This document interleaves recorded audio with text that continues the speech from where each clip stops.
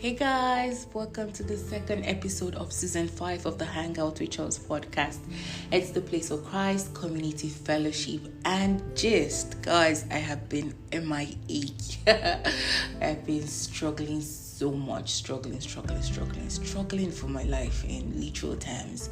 I've not been sick, but there's just been a lot going on, and I just wanted to put it out there that the podcast will now be monthly instead of twice in a month. I would find a way to get back to it being twice in a month, but for now I would try my possible best to have this podcast every month. The title of today's episode is called Back to the Basics, and it's been a long time cooking, but we're finally here. If this is your first time on the podcast, welcome. Or returning to the podcast, welcome back. I'm super glad that you're here and that you're listening and that you're willing to hear what I have to say. Guys, you can find me on Anchor, Apple Podcasts, Google Podcasts, or Spotify, or any of your favorite listening platforms. Just search for Hangouts with Chels. Chels is spelled C-H-E-L-S. Guys, find somewhere comfortable, get your earplugs, and listen. I really hope and pray that you're able to pick up one or two lessons that you can apply to your life from this episode. And as always, I have poured out my heart and soul and prayers into this episode. So let's dive right in. So, back to the basics. This word has been on my mind for the longest time as I feel the Lord, or as I hear the Lord call me to come back. And I just kept asking myself, what exactly is this basics that the Lord is saying, come back to the basics. But as my friend Mary is quick to remind me, I can present my questions to God. I can even ask him how I should serve him, in what way, in what format. And in this case, how do I go back to the basics? What exactly are these basics? And at Mass one Sunday, the priest said, if you're Catholic and Nigerian and you went to catechism classes, you were familiar with the questions he was about to ask. And he started asking us these questions that are the very foundation of why and what we believe. And the questions were these. Question 1, who made you? And we answered, God made me. Question 2, why did God make you? And we answered, God made me to know him, to love him, and all of those things. And as I listened, it hit me. This is the back to the basics that God was calling me to. He was asking me to go back to the reason why he made me, back to the reason for my existence, and then start from there. I was made to know God. I was made to love God. I was made to serve God in this world. And finally, I was made to be happy with God forever in heaven. Likewise, you were made to know God. You were made to love God. You were made to serve God in this world. And finally, you were made to be happy with God forever in heaven. Now that I think of it, the entire reason for our existence is intertwined. In truly knowing God, we naturally grow to love him. And when we love God, serving him becomes our desire and is an overflow of that love. And at the end of our days here, we get to behold the beatific vision and be happy with God in heaven for eternity. So let's take this one at a time. 1, to know God. Knowing about a person and knowing a person are two distinct experiences. Our knowledge of God must move from head knowledge to heart knowledge. It goes beyond mere intellectual knowledge or knowing the Bible from cover to cover. And not like this is bad, don't get me wrong. It is, however, more than that. It is more than knowing the historical facts about God. It is an invitation to intimacy, to a personal relationship with God, to knowing God for yourself, experiencing him for yourself, and not because this is the faith that I grew up in or have known all my life, but because I have come to know this God for myself, and I have tasted of his goodness, and I know that he is good, and I know that he is God. 2, to love God. We know God loves us, but the real question is this: do we love God in return? not the fair weather lover that the most of us tend to be.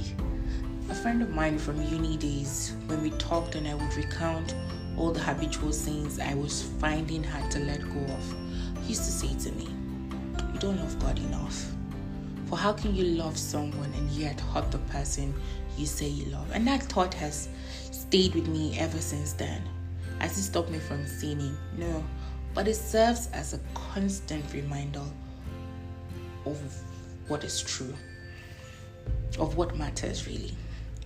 Paragraph 358 of the Catechism of the Catholic Church says, God created everything for man, but man in turn was created to serve and love God and to offer all creation back to Him. So what does it mean to love God? For me, it means choosing Him above all else, making Him the focal point of my worship and desires, spending time with the one I love, not the tick the box item kind of spending time, not the rushing because I want to ask for one thing or the other, but just abiding, adoring Him, abiding in His presence, and to keep asking, how can I love you, Lord? And then do as He reveals. Guys, we love because He first loved us. 3, to serve God. There's a prayer that I say that goes thus: let it be love for you, Lord, that moves me to serve you, not fear of death or hell. Serving God does not necessarily mean that you have to be in a formal ministry or called to a religious life or become a priest or reverend sister or pastor, as the case may be. It's about dedicating your life, your actions, and efforts to carrying out God's will right where you are.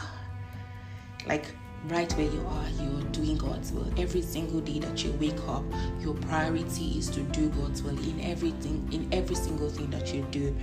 In the midst of our everyday, ordinary and mundane activities, whether it's in our secular jobs or within our households, we can still serve the Lord. Right? So there's no dividing line between what is sacred and secular. It is God in everything. It is God that we serve in everything. The key is to let love for God be the driving force behind everything that we do. And finally, to be happy with God forever in heaven.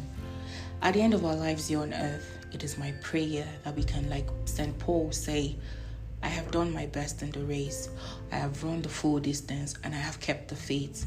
And now there is waiting for me the victory prize of being put right with God, which the Lord, the righteous judge, will give me on that day. And not only to me, but to all those who wait with love for Him to appear. That really is the goal. That's the whole essence of all the toil we do here on earth. It is that we hear, well done, good and faithful servant, come into the bosom of your Father.